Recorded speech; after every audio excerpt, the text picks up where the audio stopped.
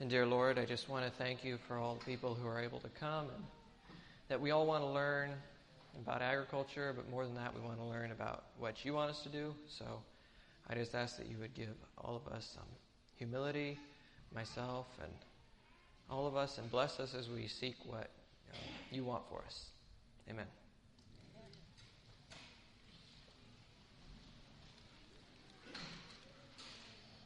So I'll start with a brief introduction.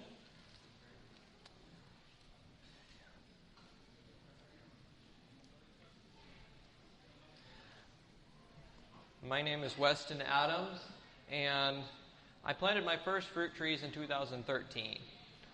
It was more of a family project when we started it, but as we did it, more and more I became interested in it, and I'm currently 19 years old, so been doing fruit trees for, how many years would that be? 5 years. And I live in central Tennessee with my family, and that's where we do fruit trees as part of a larger homestead project. It's just for our family at this point. So let me give you a brief overview first of what we're going to look at. One thing I really want to stress with this is we want to grow fruit feasibly. You can do so many things to make your fruit growing and your trees do better and better and better, but it's got to be something that we can do. It's got to be something that we can that can fit into our lives. So I'm going to talk a little bit about that. I'm also going to talk about some general principles that apply to fruit growing. These principles are large principles that would apply across the country, not just things that would apply in one region. So they're not so much specifics as far as what to do with your soil or your specific location. They're general things that you need to implement that would apply anywhere across the country. Third, we're going to talk about I'm going to do some regional spotlights, and that is going to be some information for local areas, just some select local areas across the country, and that's going to consist of some interviews. I interviewed a few people from different parts of the country, and so that will be what we're going to talk about there. And then questions will be at the end. So if you have any questions, let's wait, hold them. It makes it work better for the recording if we wait until the end to do the questions. So that will be at the end.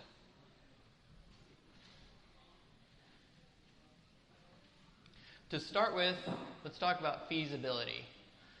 I'm going to be talking about some different information, but I want to preface it by saying, don't let all the information overwhelm you. It's to help you. That's the goal of the information. And if it's overwhelming, still plant the tree. It's better to plant the tree than to not. And like I said there, in general, people who plant trees get more fruit than people who don't. So we're going to talk about some different things. Do what you can, and then ask the Lord to bless it. And I have a little verse from Ecclesiastes that I think applies here. It says, "In the morning sow your seed, and in the evening do not withhold your hand, for you do not know which will prosper, either this or that, or whether both alike will be good." And that's something that I think applies to fruit growing. You don't always know what's going to do best, but you just kind of have to dive in at some point and start planting and do the best you can at each step, but you've got to get in there at some point. The general principles we're going to look at. First one will be site selection, choosing a site for your orchard. Second, we'll look at soil preparation, then tree selection, then tree planting, and then I'll briefly touch on pest and disease management.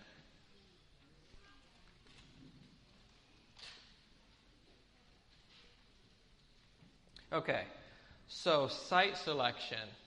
Maybe you have a new piece of property, or maybe you're even looking to buy a piece of property, and you're wondering, what is the best place to plant my trees? I would say that probably the number one thing you're going to look for, at least among the top, is going to be full sun. That is very important. If you don't have full sun, there are certain trees, especially certain species, that will grow, but you're going to have a limit, an innate limit set on your orchard, because you just don't have enough sun to, even if everything else is right, you don't have enough sun to really get what you could out of your trees. So full sun, that's very important. Second, you want to look for fertile soil. And I'm going to talk about that briefly here. Higher ground. If you have a higher section of your land, I'll explain this in just a minute here, that's good. Sometimes, at least in our area, sometimes the most fertile soils are actually in the lowlands, but there is an advantage to having higher ground and a northern slope. We'll talk about that in a minute. So full sun, I talked about that. You're looking to make use of all that energy that the Lord sends every day, and we just need to make use of it. Fertile soils. You may have seen up there I had something about the lazy land clearers error. Soils in general, you're going to want to look for soils that support good vegetation. Deep soils, soils that aren't waterlogged, soils that have fewer rocks. If it supports good native vegetation on your property, then it's likely to be more conducive to supporting trees. And I'm going to talk a little bit about the lazy land clearers error. This only applies if you have to clear your site. Many of us have spots that are already cleared, and that's nice to be able to plant our trees. But if you have to clear a site, the lazy landowner, a land clearer, would love to clear a site like this, because you only have a few trees here. Oops, let me go back. You only have a few trees here, a few trees here. But the problem with this is that the reason you only have a few trees is because the soil is poor. So I just want to warn you all, if you're clearing your land, don't clear the easiest spot to clear, because that's going to be the spot that doesn't have very many trees. And the reason it doesn't have very many trees is because it's poor soil. So that's something you're going to want to watch for if you're clearing the land. Make sure you choose a spot that, for example, maybe one like this. It's going to be a lot more work, but obviously the soil there is going to have a lot more potential for supporting your trees in the long run.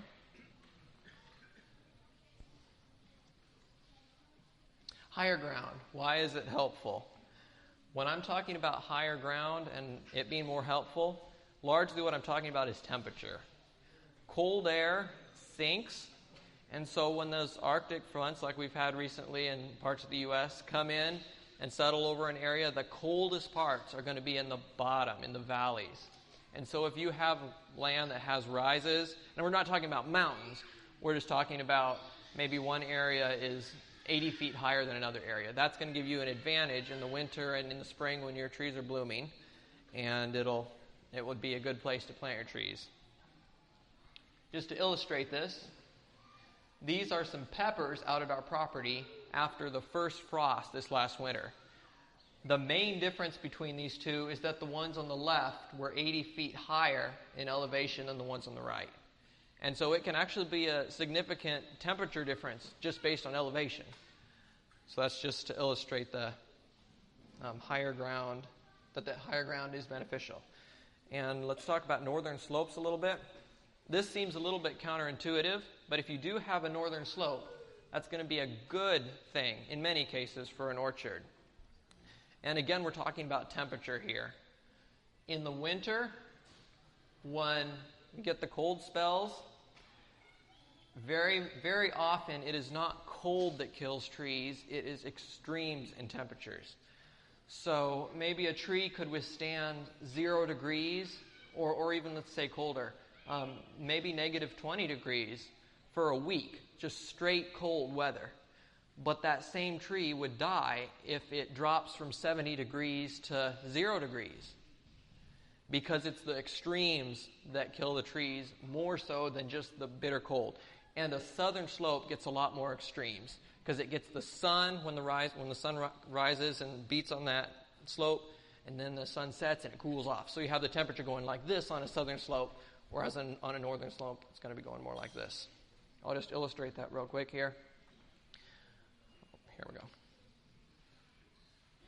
We've all probably seen this, how the snow on the north side on a northern slope doesn't melt as fast. That's illustrating the fact that there aren't so many temperature extremes on the northern side of a slope. Okay, let's talk a little bit about soil preparation. Once again, do your best and then plant the tree. At some point you're going to have to plant the tree. But there are several things you can do that will really help if you're able to do them. I've divided this into basics. For people who are not able to do the fullest extent, I would say that the basics for getting a tree in the ground would be to dig a hole quite a bit bigger than the roots, incorporate organic matter / compost into that hole, and then provide some fertilizer. That would be a minimum. If you're able to take it further using a soil test, there will be great improvements in many cases. I would say that if you're able to do it, it's definitely worth it. And this is something I'm just working on in our orchard, learning how to do. But I believe it does make quite a difference. You can start by taking a soil test, ideally a year before you plant your orchard, so you can get the soil like you really want. And then you'll be adjusting the soil pH and the nutrition.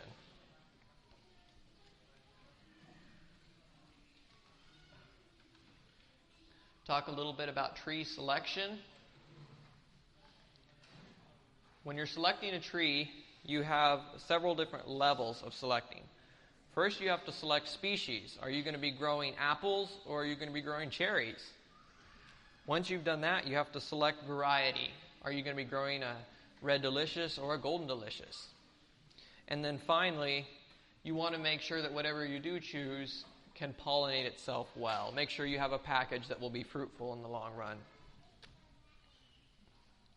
When you're selecting a species, the first place you can start to get you in the right ballpark is something called a USDA zone map. And I'll go ahead and show you that right now. This is a map that divides the United States into zones based on the winter temperature. So you have the different zonings. I believe here in Texas we're in zone 8. But there are some other zones, and that will get you in the ballpark as far as what trees you can grow. Because in the nursery, the catalog will tell you what zones a tree will grow in. It'll grow through, maybe it'll say zones 7 through 5. It gives you a range. And that way you don't try to plant avocados in Minnesota. It gives you a big ballpark. Beyond that, let me go back to the previous slide. Beyond that, you'll need to fine-tune your selections. Once you've gotten a tree that will grow in your zone, you can really fine-tune your selections by looking at what grows locally. And this is a very large factor in getting trees that do well in your area. Because, for example, there are, in our area, apricots. They say that the zones tell us that apricots will grow well in our area.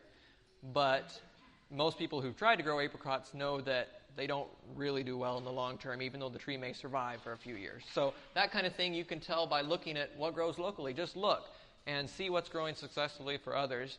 You'll probably learn that as you grow your orchard, especially if you're a backyard orchardist, that you might try all these trees and end up growing the same ones that were already growing in your area in the end. Once you've selected your species, you'll want to look at what variety you want of that species. And we all enjoy looking at the different colors, the different tastes, the different sizes, and that's fun, and that's nice. But one thing you'll really want to know is what are your challenges in your specific area.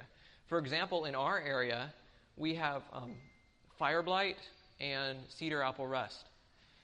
And there are apple trees that are susceptible to those diseases, and they'll do very poorly in our area. But there are other apple trees that are resistant to both of those.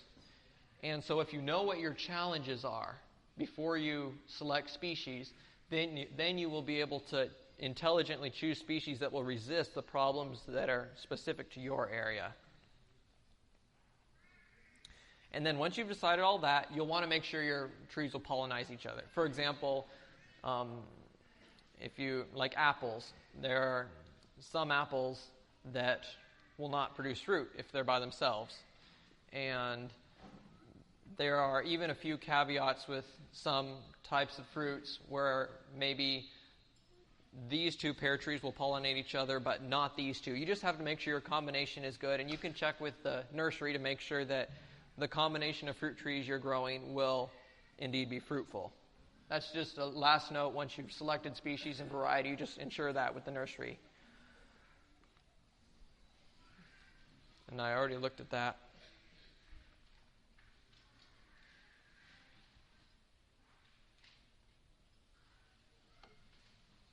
So let's talk about tree planting just a little bit. I recommend that you plant most trees in spring. That's when I've done a lot of mine. And there are people who like to plant them in fall, and I don't take issue with that really. I think that planting them in fall is okay too. But personally, I planted them in spring, and they've done well for me that way. I also recommend that you prune vigorously at the time of planting. And the reason I say that is because often when a tree is dug, the roots get cut severely. And if the top is not pruned back, then you have a tree that has a limited root system trying to support a large top. So you try to scale the plant down so it has a balanced bottom and a balance between the top and the bottom. For example, actually back there I have some muscadine vines, and on the way over, it got a little bit cold in transit, and thank you. And the root ball started to freeze a little bit. So there may have been a few roots that had some trouble, and I talked to Mr. Gregory actually and showed him the vines, and he recommended that I cut the tops back because you want to balance it. If there's been any damage to the roots, you want to balance the top, and it just gives the plant vigor. A plant is very resilient once you put it in the ground, but if it has little roots and it's trying to support a huge top, that can cause a little bit of trouble. So you want to create that balance. Also, as your trees begin to grow, and also even while you're planting and pruning initially, keep training in mind. It's not so important during the first couple months as it will be down the road, but it is something you want to keep in mind. Have an idea of what shape you want the tree to be. For example, if you want it to branch at 30 inches, you might cut it off at 30 inches when you start so that it'll force branches at that level. It's just something you want to keep in mind. And finally, ask the Lord's blessing. He can lead you, and sometimes it seems like there's a lot to learn, but I know He can lead you and show you things that you otherwise wouldn't know.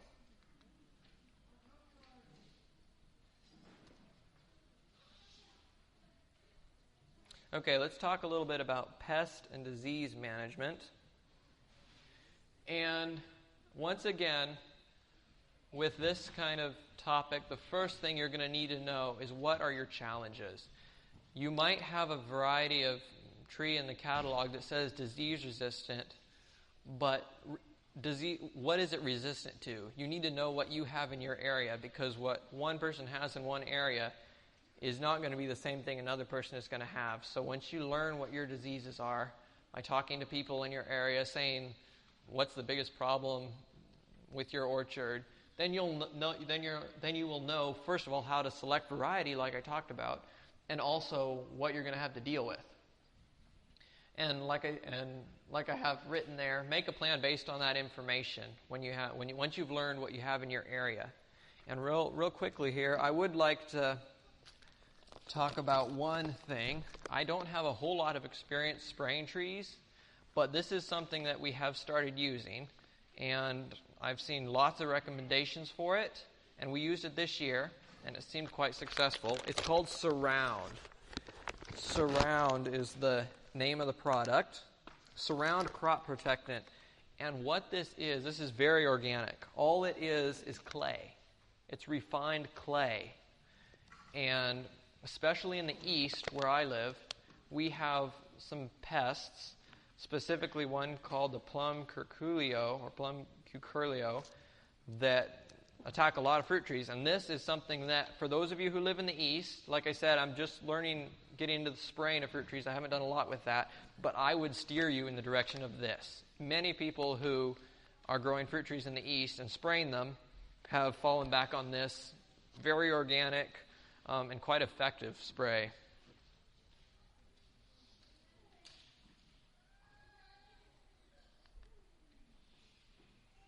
Okay. I said that we were going to have some regional spotlights.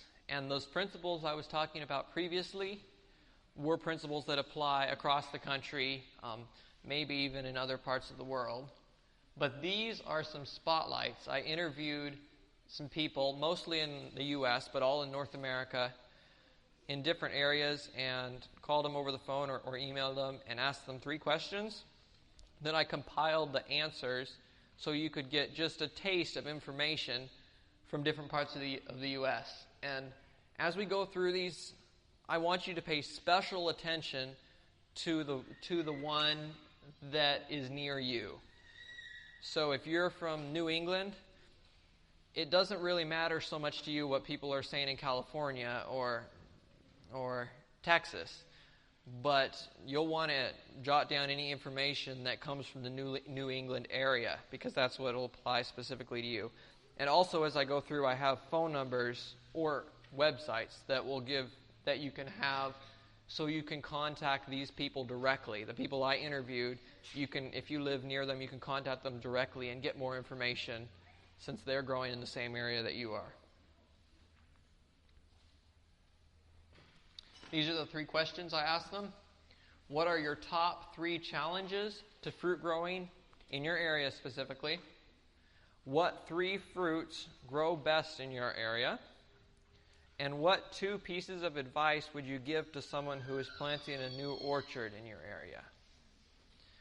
So some people had maybe 3 pieces of advice, so the numbers may not line up exactly, but this is what I asked them. I'm going to start with Florida. I have a friend in Florida, and his name is Paul Miller. He actually runs a nursery down there. And for those of you who live in Florida or any of the Gulf states, or within 100, fairly close to the ocean, anywhere along the Gulf Coast, and even he said down in Houston, and there may be some of Texas that's very similar to that, I would recommend that you get in contact with him. He is very knowledgeable, and he has had a professional background in plants, and I believe it was horticulture in Florida. And so anyone who's living in that area, I would highly recommend that you get in contact with him. The answers to the questions I asked, he said that his top challenges are late freezes, surprisingly, even in Florida. Diseases, the one he named was Botryophyria, and lack of minor elements in the soil. And so those are things that anywhere along the Gulf Coast and maybe even here in Texas might be similar problems for you all. He'd be happy to talk with you over the phone. And he also sells fruit trees. So I think he does a lot of wholesale, but he does do some retail too, and he ships them. And so I would recommend that if you're interested, especially if you live in this area, that you would get in contact with him and order fruit trees and just talk with him.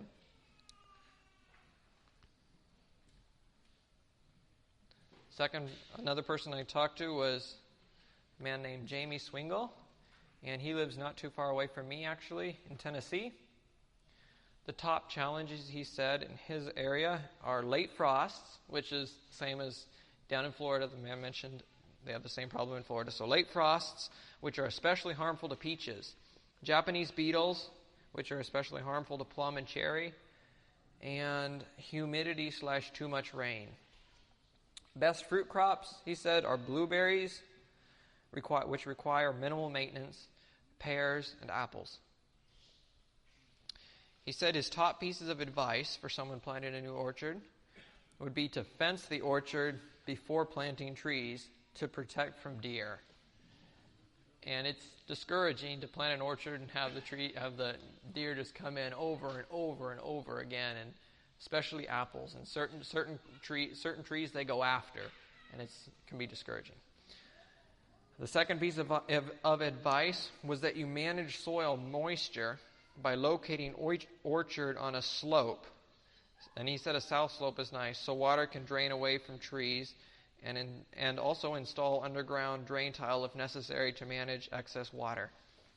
And his orchard, he's had some problems with wet soil, and so he's talking from experience there, saying don't locate in a wet bottom land because you'll have some trouble there. He did mention that a south slope is nice for trees. And like I told you, for the reasons that I mentioned with the temperature, I would recommend a north slope. I think that especially depending on what varieties you're growing, a north slope is going to be better. Certain trees could be on a south slope, but he did say a south slope is nice. And his phone number, you can take that down if you're interested.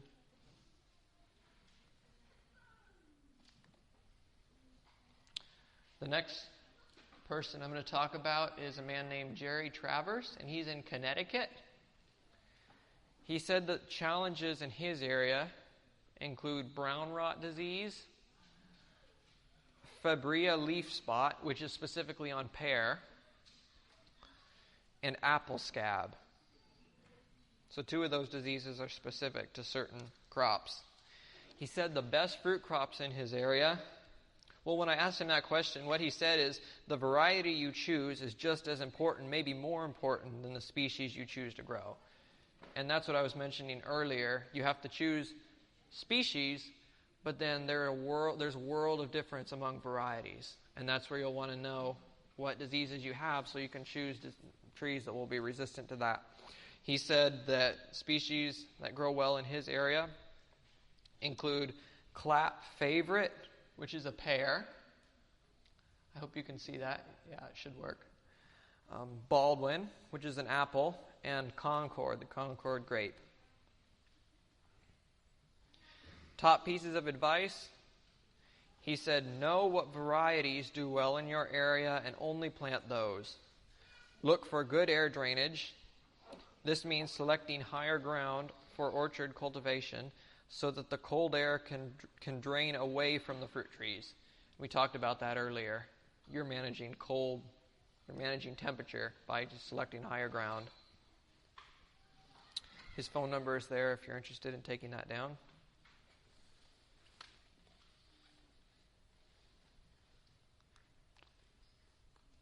The next person I will talk about, many of you may have already listened to what some of this man has to say about fruit trees. He's done a lot. He has a lot of experience. And his name is Lynn Hoag in California. He said that the top challenges in his area are depleted and shallow soils, getting the right materials for tree planting, and animal pressure. So deer, squirrels, gophers, coons. He said the best fruit trees for that area in California are peach/nectarine, apricots, and persimmons. He also made the comment that you want to plant different varieties that will ripen at different times. That'll be an advantage because you can basically have peaches come on in 2 crops. I actually don't have a lot of experience with peaches, but I'm just saying that if you choose varieties well, you can extend your season quite a bit. He said his top pieces of advice. And what he said here is a good offer for you all, so I want you all to take note of this. He said, get a soil test from International Ag Lab and get recommendations with it. And then he made an offer. He said, call me for free consultation. But if you're going to do that, I would recommend you contact him before you take your soil sample. Because he said you'll need to indicate on your soil test that you want him to get a copy of the results so he can talk with you about them. So if you want to take advantage of this, contact Mr. Hoag. His phone number is there. And talk with him about what you're going to do.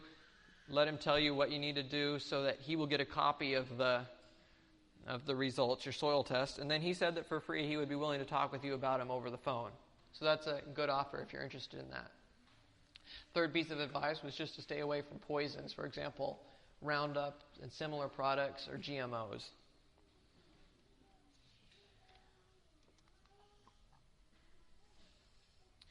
This is actually a nursery. I've gotten to know the folks there pretty well. The man's name is Mr. Michael McConkey. I think I'm pronouncing that right. But he has a nursery in Virginia called Edible Landscaping. And I asked him these same questions. interviewed him because I know he doesn't only have a nursery. He has a lot of experience growing. He doesn't just sell the trees. He actually grows them there. And you can go tour his nursery and see everything growing. He said that the top challenges in his area are that most popular commercial fruits are susceptible to plum cucurlio. That's what I mentioned this can help take care of. Plum cucurlio, which is an insect pest, and also codling moth. Stone fruits are susceptible to brown rot. And he said many of the fruit species we sell are easy to grow, however. And I can back that up. They sell a lot of good trees. And if you're interested in getting in contact with them, his website is there, and I'll read it to you just in case you can't read it. It's Edible Landscaping, 2 words run together, ediblelandscaping.com.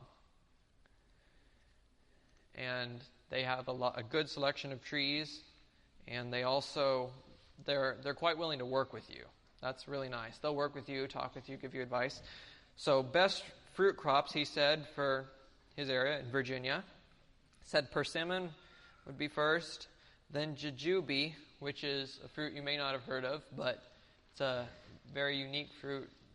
Chinese, I believe it was grown widely in China. And he said that's the second best crop for their area. And then the third is mulberry. And I believe they sell all of these on their website. The top pieces of advice. Number 1, only plant apples. In this area he's talking about, only plant apples that are not susceptible to fire blight and cedar apple rust. So this gives you a clue what you need to deal with if you're in his part of the country. Of course, down here in Texas, you might have different diseases. But if you're in there, you're going to want to plant apples that are resistant to those diseases. And also, number 2, only plant peaches if you are willing to professionally manage them. So it's managing diseases, I believe. He's saying, be warned if you're going to plant peaches in this area. So the website, once again, if you want to get in contact with these folks or order trees, it's ediblelandscaping.com.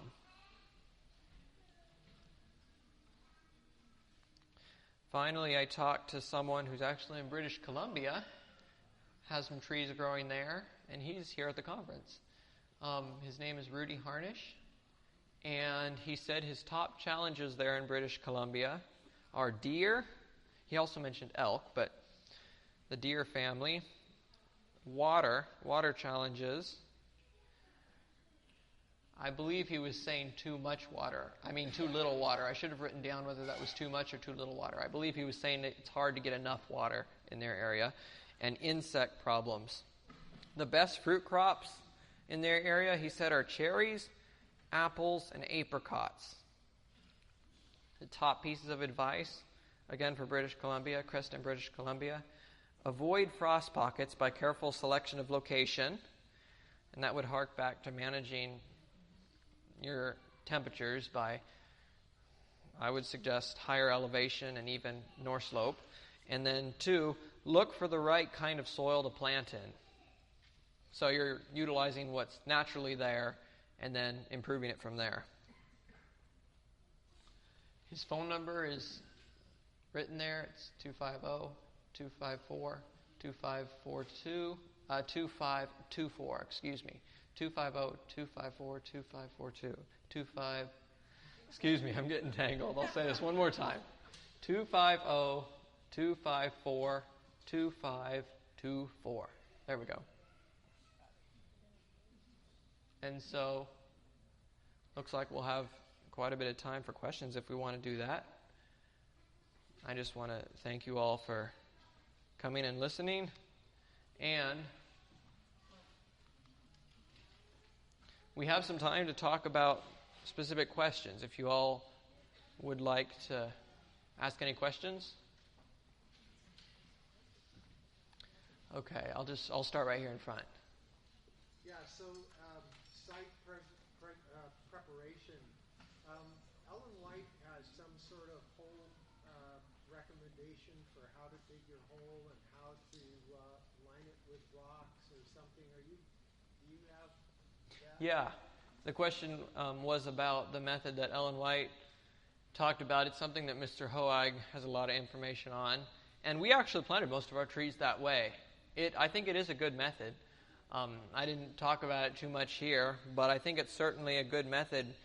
And once again, that would be something that would require quite a bit of work. And I think it's good if you're able to do it. But if you can't do it, still plant the tree because it's worth getting going. And also, one thing we ran into just a little bit was that will give your trees a good start, but you can't forget to address the native soil all around it. So if you have poor soil to begin with, and you dig a 3x3 hole and do that, it's excellent. It gives your trees a good start, but it won't fix the fact that all the soil around is poor. So you still need to address the native soil around there in addition to doing that, but it'll give your trees a good start for sure. And one thing you'll want to do if you do that 3x3 hole is the soil will sink a lot. So if you level your hole off flat and come back a year later, that tree will have sunken down quite a bit. So you'll want to mound the soil up above the hole so that when it sinks, mound it up anywhere from 6 to 12 inches so that by the time it settles, it's pretty level with the ground. Does that make sense? Okay. Any other questions? Okay, I'll go here and then I'll work my way back. We had a lot that grows really good trees, but they're all cedars and walnuts. How does that affect the... I do know that... Oh, the question was, he was asking, he says we have a lot that grows a lot of good trees, but they're mostly cedars and walnuts. And he was wondering how that would affect the fruit trees. I do know that certain trees tend to indicate good soil or bad soil. And cedar trees, my general impression is that cedar trees will grow where other trees won't. So you'll just have to look at see how the growth on them is. And now walnuts from my observation, walnuts do grow in pretty nice soils. That's a good indication. Well, I do know that walnut trees near gardens is a bad thing. Yeah, I've heard that. Yeah. Okay, so I would just say that you'd have to look at the soil and see if the cedar trees are growing there because nothing else will, or see if it's just good soil and there happen to be cedar trees growing there. Yeah. Okay, you were wondering about fire blight, talking a little bit about fire blight. Fire blight is a big problem in the east, especially where we live. I know it's from Arkansas, Tennessee, all the way up to Michigan. I think Indiana would be included in that. I wouldn't be surprised if you have some here, but I don't know. I just know that it's in those. Oh, you said you do have it here? Okay. I believe it's an eastern thing. I don't think they have it out west. I know it's a big thing in the east. And personally, I would recommend that you choose varieties that are resistant to it because they're actually quite prevalent. If you know what you're looking for, you can get apples and pears that are both resistant to that. If you know that fire blight is an issue, you can get varieties that are resistant to that. So that's probably your first line of defense.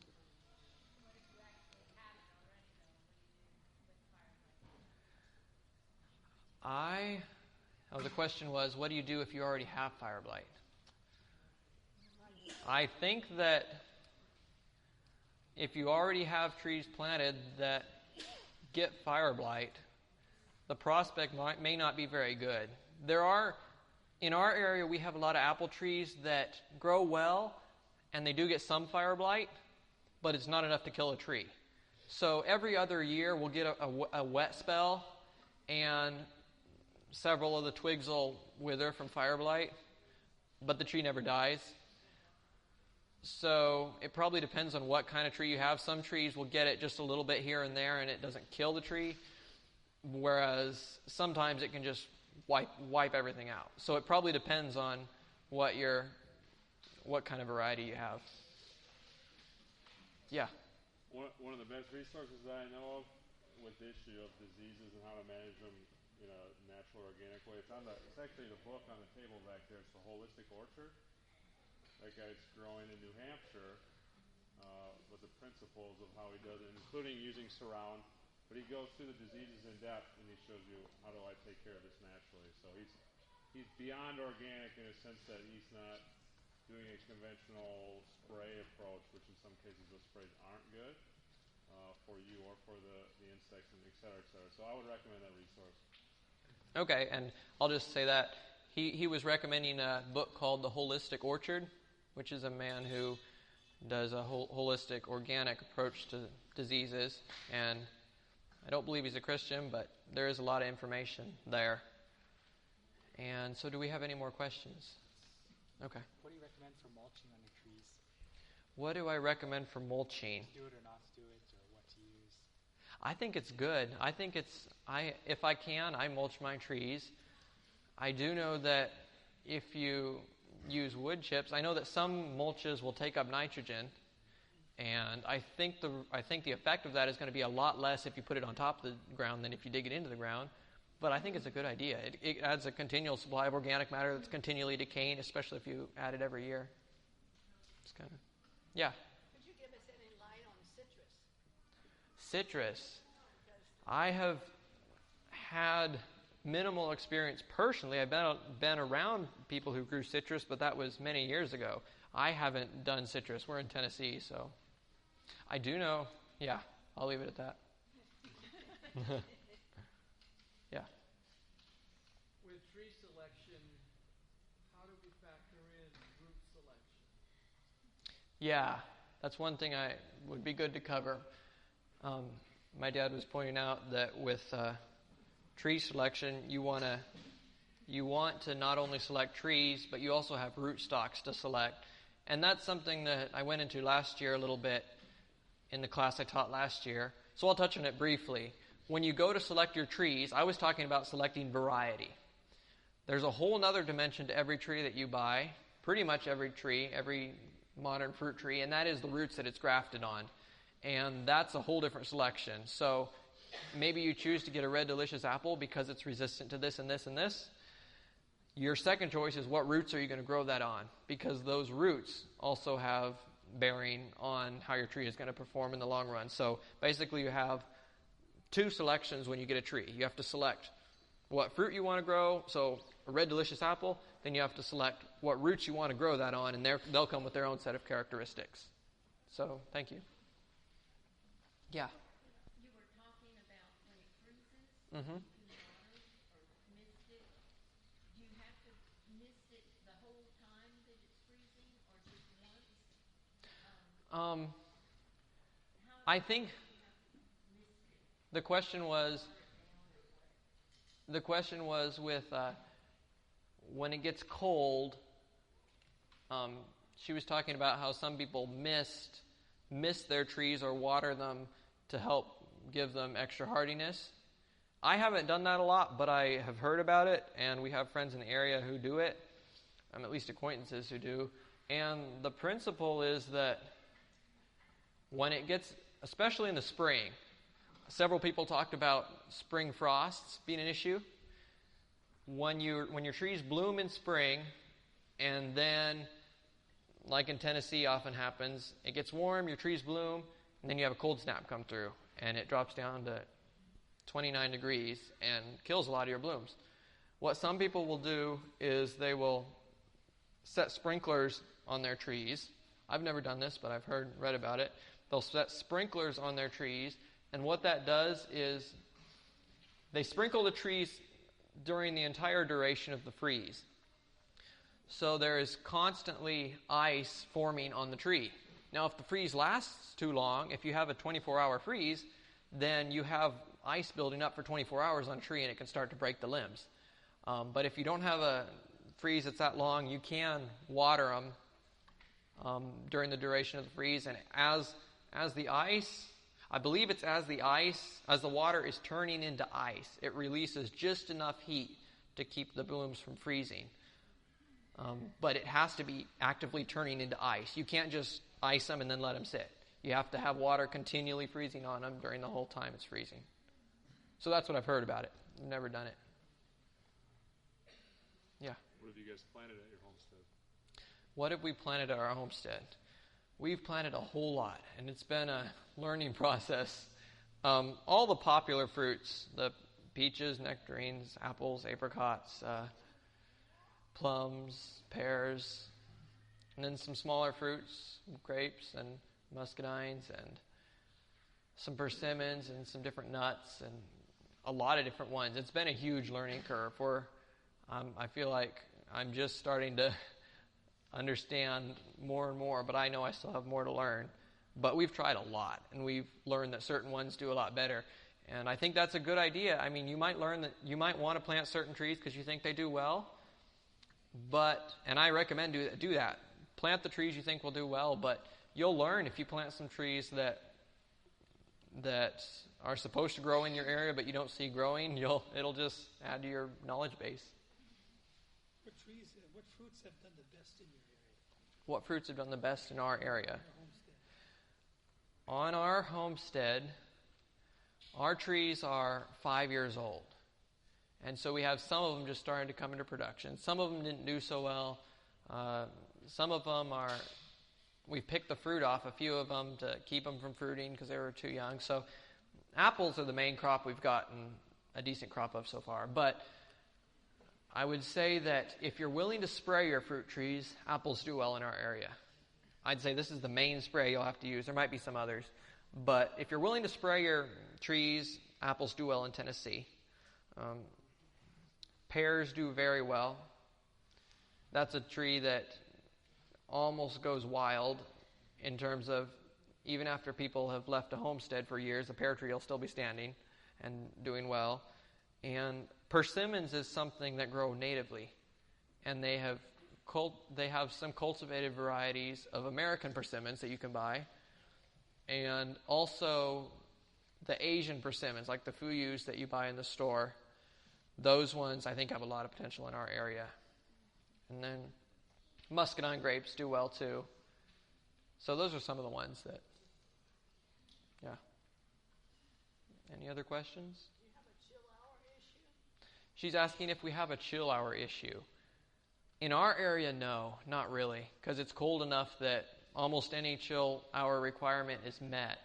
However, I don't know how much of an issue you would have here in Texas with chill hours. Really? Okay. So the farther south you get, and this, for those of you who live in the south, this is something you will want to take note of when you're selecting species.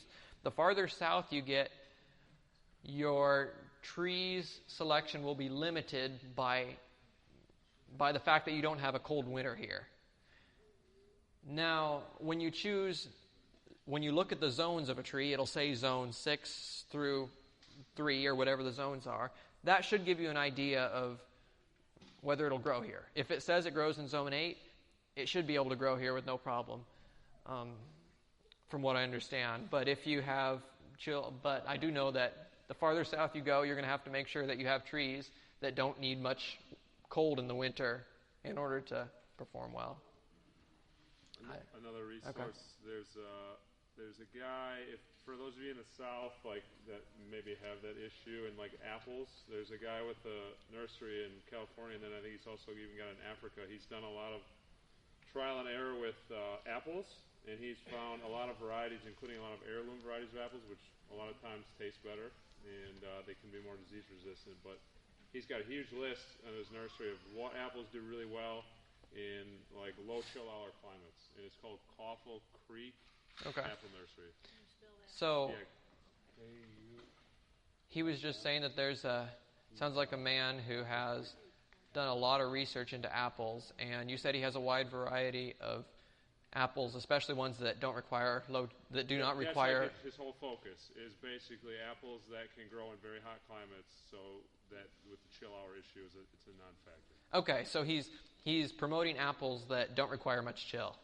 And what did you say the Coffle Creek Apple Nursery. How do you spell that? Just Kuffel. Kuffel Creek Apple Nursery. Yep. Okay. Is he online? Yeah. Okay. Okay, back here. Have you had any issues with birds with your apples, and then what you've done to protect them? He's asking if we have had bird issues with our apples.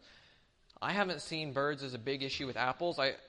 From the little bit that I've observed, it seems like birds like the smaller fruits like blueberries and cherries. Yeah. And you had experience with that? In our area, if you grow enough blueberries, usually it's not an issue.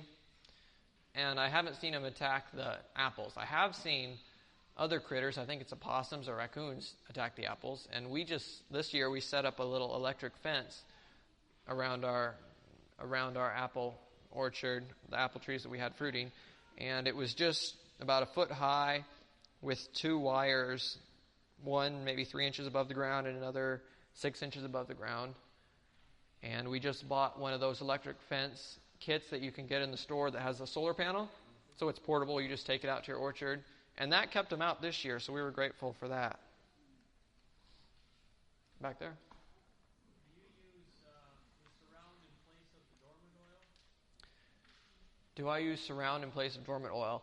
I haven't personally used dormant oil, so I can't really say. I don't think this serves the same purpose as dormant oil. I think it's a different purpose, but I personally haven't used dormant oil. Yeah. No, neem oil in place of dormant oil. Neem oil is a natural plant. Mm-hmm. They use that in place of the chemical dormant oil. Okay. He's saying the neem oil in place of dormant oil. I've heard polarized arguments over the neem oil issue as to whether it's safe or not, but I don't really know. I haven't concluded. Let me go over here. For those who could get lime sulfur, that really helps with the funguses, and it's also considered, they allow you to use it on organic. We have 70 fruit trees. Okay. So lime sulfur helps with the fungus, and it is considered organic, you said? Well, they allow us to use it in organic where I am. Okay. Thank you. We've got 7 more minutes, so do we have any more questions? Back there.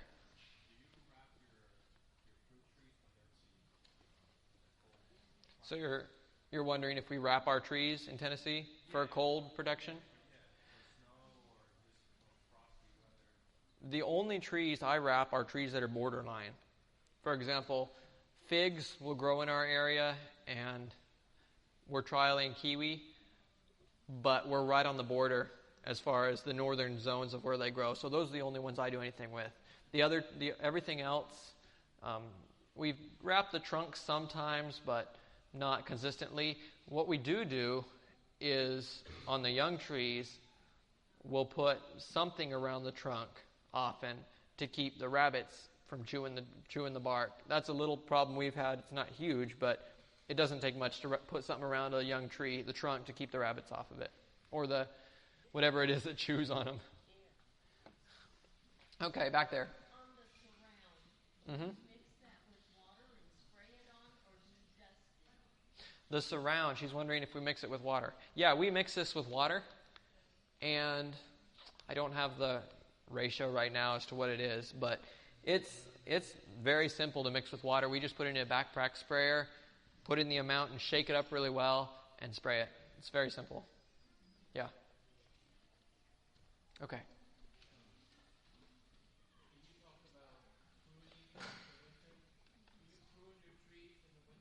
Okay.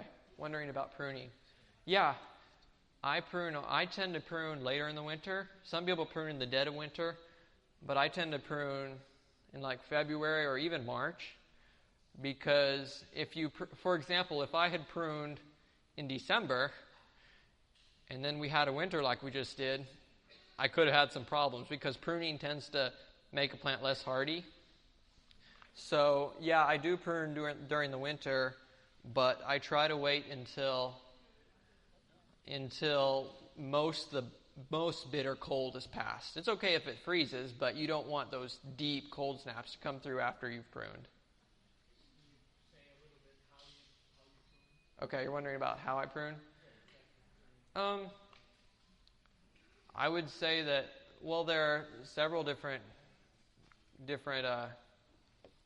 methods, or I should say paradigms of pruning. Some people like to, I would say the general principles are to get good air circulation.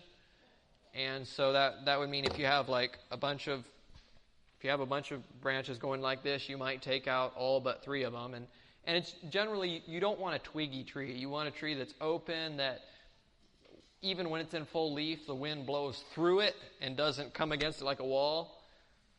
And so there are different paradigms as far as the actual shape that you prune, but the idea is to make it so the wind can blow through it, and so the sun can get inside of it and not just hit the outside leaves. Those are the principles. Yeah. She's asking if the surround is diatomaceous earth. No, it's not. It's just clay. Just kaolin, or I'm not sure how you pronounce it. It's a certain kind of clay.